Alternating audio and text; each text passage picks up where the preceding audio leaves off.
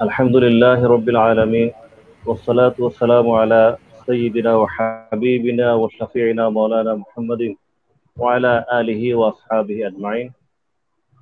সম্মানিত scholar forum equity আয়োজিত আজকের এই সুন্দর অনুষ্ঠানের সম্মানিত সভাপতি হযরত মাওলানা মহিউদ্দিন খান রাহিমাহুল্লাহর অত্যন্ত ঘনিষ্ঠ এবং দীর্ঘদিন যার সান্নিধ্য তিনি পেয়েছিলেন সেই মহান ব্যক্তিত্ব ওবায়দুর রহমান নদভী দামাত বারাকাতুহুম, আজকের প্রোগ্রামের সম্মানিত প্রধান অতিথি বিশিষ্ট রাষ্ট্রচিন্তক অধ্যাপক আহমদ আব্দুল কাদের, আমার অত্যন্ত শ্রদ্ধেয় আজকের প্রধান আলোচক জনাব জয়নুল আবেদিন সাহেব, আরো অত্যন্ত শ্রদ্ধেয় ব্যক্তিত্ব যারা আছেন। আসলে ওনাদের লাইনে দাঁড়ানোর মতো যোগ্যতা আমার নেই, কিন্তু তারপরও নির্দেশ পালনার্থে মূলত কিছু কথা বলতে হচ্ছে। আমরা হযরত মহিউদ্দিন খান রাহিমাহুল্লাহর জীবনী নিয়ে এবং কর্ম নিয়ে আজকে আলোচনা করব। কিছু কিছু মানুষ পৃথিবীতে আসেন যারা ইতিহাসের গতিপথকে পরিবর্তন করে দেন, তেমনি একজন ব্যক্তিত্ব ছিলেন হযরত মহিউদ্দিন খান রাহিমাহুল্লাহ। তার জীবনী, তার যে বিশাল কাজ, সেগুলো যদি আমরা পর্যালোচনা করি, আসলে পর্যালোচনা করার জন্য সেই ধরনের যোগ্যতা প্রয়োজন। আজকে অত্যন্ত আনন্দিত আমরা যে এখানে যাদেরকে আমরা নিয়ে এসেছি আজকে আলোচনায়, যারা আমাদের ডাকে সাড়া দিয়েছেন, তারা সবাই হযরত মহিউদ্দিন খান রাহিমাহুল্লাহর জীবনের সাথে, তার কর্মের সাথে, তার কাজের সাথে দীর্ঘদিনের পরিচিত। তারা কাছ থেকে দেখেছেন এবং জেনেছেন তার কাজ সম্পর্কে, তার কাজের সাথে তারা সম্পৃক্ত ছিলেন, তার রাজনৈতিক চিন্তা চেতনার সাথে তারা সম্পৃক্ত ছিলেন, তার সাহিত্য কর্মের সাথে সম্পৃক্ত ছিলেন।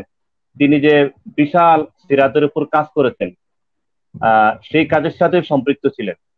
সেজন্য আমরা ওনাদের কাছ থেকে মূল্যবান কথাগুলো শুনবো।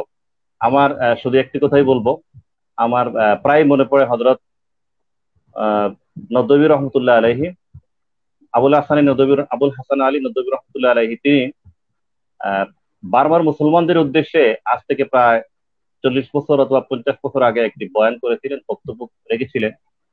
সেখানে তিনি বলেছিলেন যে আপনারা যদি, সেখানকার আলেমদেরকে বলেছিলেন, আপনারা যদি দাওয়াতের কাজ ব্যাপকভাবে না করেন এবং এখানকার সাহিত্য যদি আপনাদের নিয়ন্ত্রণে না নেন, সেখানে যদি ব্যাপকভাবে আপনাদের উপস্থিতি আপনারা প্রমাণ করতে না পারেন, তাহলে এক সময় এই দেশে আপনারা পরাধীন হয়ে যাবেন এবং কচুকাটা করা হবে মুসলমানদেরকে। আমরা দেখলাম যে 40-50 বছরের ব্যবধানে সেখানকার মানুষ আজকে আসলে তারা পরাধীন, তাদের দেশ থেকে তারা বিতাড়িত এবং তারা রিফিউজি হিসাবে, শরণার্থী হিসাবে বাংলাদেশে এসেছেন, কাছাকাছি দেশে। কিন্তু আমরা অত্যন্ত আনন্দিত যে হযরত মহিউদ্দিন খান রহমতুল্লাহ আলাইহি এবং ওনার মাধ্যমে যে সাহিত্য আন্দোলনের সূচনা হয়েছে বাংলাদেশে, তার হাত ধরে যে অনেক তরুণ লেখক তৈরি হয়েছেন এবং তারা আজকে সাহিত্যের ক্ষেত্রে, সংস্কৃতির ক্ষেত্রে তারা নেতৃত্ব দিচ্ছেন।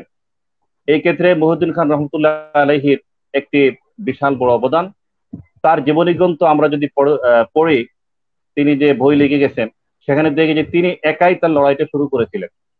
তিনি একাই পত্রিকা ছাপাতেন, পত্রিকা ছাপানোর পর সেটা কাঁধে করে নিয়ে তিনি বিভিন্ন জায়গায় যেতেন, সেটা তিনি একাকে তিনি পোস্ট অফিসে গিয়ে সেটা পোস্ট করতেন। আবার দেখা গেছে যে তিনি এই পত্রিকা নিয়ে তিনি এক জেলা থেকে আরেক জেলায় চলে গিয়েছেন, সেখানে গিয়ে পত্রিকা বিক্রি করেছেন, বিক্রি করে টাকা সংগ্রহ করেছেন, আবার নিজের সম্পাদনা করে আবার তিনি পত্রিকা ছাপিয়েছেন। এভাবে তিনি একটি মাসিক মদিনা নামে একটি পত্রিকা তৈরি করেছিলেন, যে পত্রিকা আজকে সারা বিশ্বের বাংলা ভাষাভাষী মুসলমানরা জানে এবং চিনে। এবং মহিউদ্দিন খান রহমতুল্লাহ আলাইহি শুধু বাংলাদেশেই নয়, তিনি দেশের বাইরেও বিভিন্ন জায়গায় মুসলমানদের প্রতিনিধিত্ব করেছেন। রাবেতাতুল আলমী ইসলামের তিনি স্থায়ী সদস্য ছিলেন, এভাবে অনেক কাজগুলো করেছেন। তো আমরা ওনাকে বারবার স্মরণ করব, বারবার পর্যালোচনা করব আমাদের নিজেদের স্বার্থে। সমন্বিত স্কলার ফোরাম এই কাজগুলো করে যাচ্ছে, যে দেশের যারা উলামায়ে কেরাম, যারা ইসলামী ব্যক্তিত্ব, যারা বিভিন্ন ক্ষেত্রে অবদান রেখেছেন, তাদের এই অবদানগুলোকে আমাদের সামনে তুলে ধরার জন্য চেষ্টা করে যাচ্ছে। এবং সব সময় আমরা চেষ্টা করতেছি যে এখানে যারা আলোচক থাকবেন তারা যেন সেই পর্যায়ের আলোচক হন যাদের কথাগুলো মানুষ শুনে এবং বুঝে এবং যাদের কাছ থেকে আমরা উপকৃত হই। আজকের এই প্রোগ্রামের জন্য সমন্বিত স্কলার ফোরাম ইকুইটিকে আমরা ধন্যবাদ জানাচ্ছি। যারা এই কাজগুলো করেছেন, আল্লাহ রাব্বুল আলামিন তাদের এই কাজগুলোকে কবুল করুন এবং ভবিষ্যতে যেন আরো ব্যাপকভাবে আরো বিভিন্ন ক্ষেত্রে যেন কাজ করা যায় সেই তৌফিক দান করুন।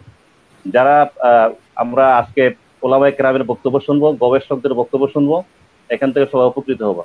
আজকের এই প্রোগ্রামে আমাকে শুরুতেই কথা বলতে দেওয়ার জন্য ইকুইটি সমন্বিত স্কলার ফোরামকে ধন্যবাদ জানাচ্ছি। আপনাদের সবাইকে মোবারকবাদ জানাচ্ছি। আমরা ইনশাআল্লাহ প্রোগ্রাম শেষ হওয়া পর্যন্তই সাথে থাকবো। আসসালামু আলাইকুম ওয়া রাহমাতুল্লাহ।